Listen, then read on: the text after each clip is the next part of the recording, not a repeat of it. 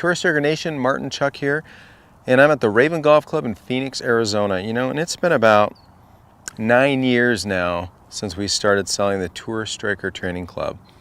This invention was kind of inspired by people in the lesson tee right here. We just wrapped up a golf school, and you can kind of see the chipping green looks like a disaster back there.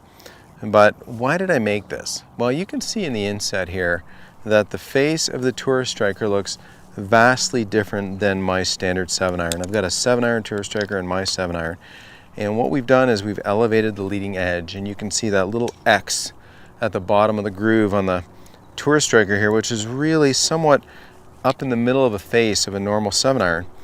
And the reason I made this is to teach you a couple simple things, to help you understand compression, help you get the distance you deserve out of your swing speed. Everybody's got a different swing speed. Let's maximize your striking distance. Now let me explain a few things so that we don't get going down the wrong rabbit hole using your Tour Striker. The golf ball sits on the ground naturally, and when you see very good players hit shots, you see a photograph, you see a picture of somebody that has shaft lean, and they're in a position where their pelvis is opening.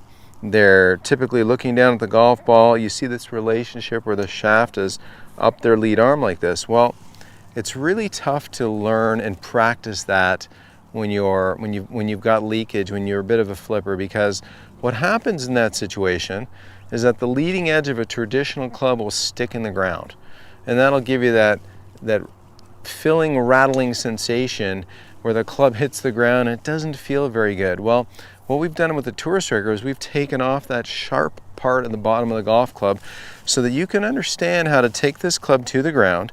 And here's what I want you to do with it. Get in your play position, and then think about this rounded part and how you're going to drag that rounded part, along the ground about the dimension of a dollar bill.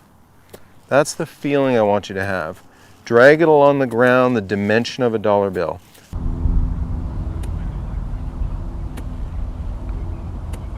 Because Tour Striker Nation, believe it or not, great golfers have sort of a flat spot at the bottom of their swing.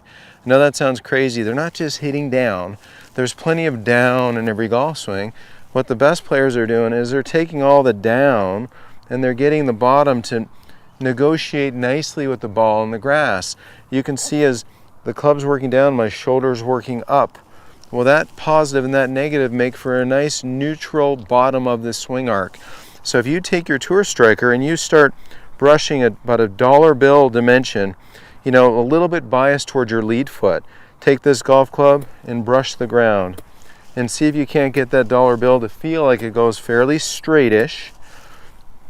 And then when you set up to a golf ball, brush the ground with that rounded leading edge,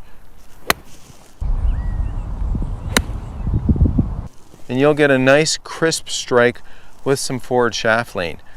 And when you have a bit of forward shaft lean is simply the club head's resistance to changing direction. A fancy expression we call lag in the golf swing.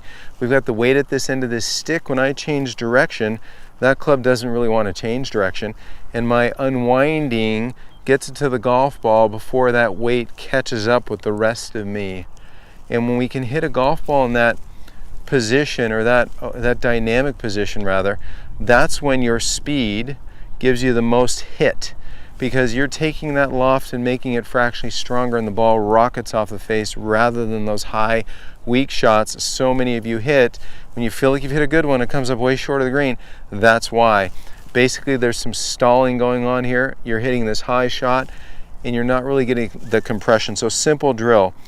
We want to understand how to take this golf club and feel like you can drag along the grass for a little bit as we unwind and push away from the ground.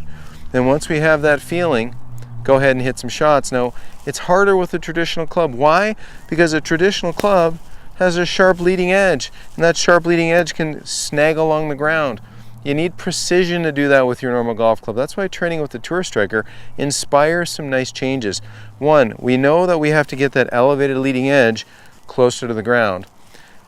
Two, we've got that beveled, soft leading edge that we can allow it to have that flat spot brushing the grass for a short dimension, which is what the best players do, by the way. They have sort of a flat spot down there, before their swing kind of comes up into a finish. So if you don't compress the golf ball the way you want to, and you don't get the distance you deserve for your club head speed, get out your Tour Striker. And if you don't have one, we've got a sale going on today. Get into this Tour Striker position, this lagging club head. Train in the feeling of how to brush the grass, the flat spot good players have. And then when you do that, that sensation will transfer over really nicely to your gamer set right here. Because when you hit enough with a Tour Striker, it looks, you can look down and have that confidence to go ahead and really hit it crispy out there. So Martin Chuck signing off. Tour Striker Nation, I appreciate your support. Thanks so much for watching.